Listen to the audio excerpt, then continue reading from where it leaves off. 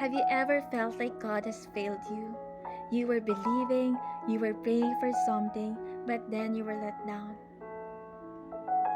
I felt like I was claiming God's promises, the very ones He told me were mine, and then He broke them. A moment when a yes answer to a long prayed prayer was so close. Then the yes vanished to no. Disappointment, frustration, abandonment. Did God change His mind? Was I holding on to false hope? My faithful friend said, the promise is still there. Sometimes it takes a bit of waiting not to test our faith, much more of God waiting for certain things to be in place before we receive the promise. He asked me, what's not in place from keeping this promise to be fulfilled? I had to sit in silence.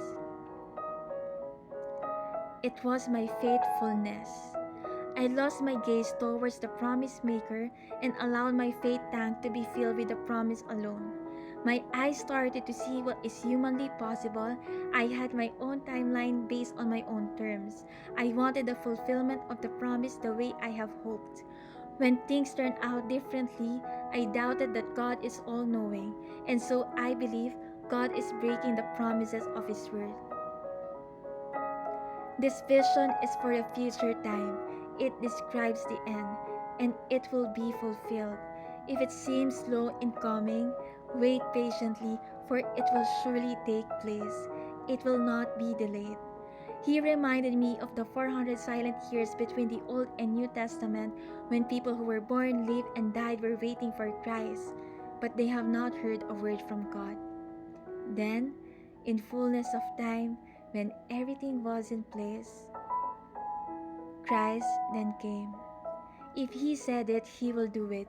We will be inspired to hope and believe that no matter what we're facing, as His word assures us, God can be trusted to keep His promises.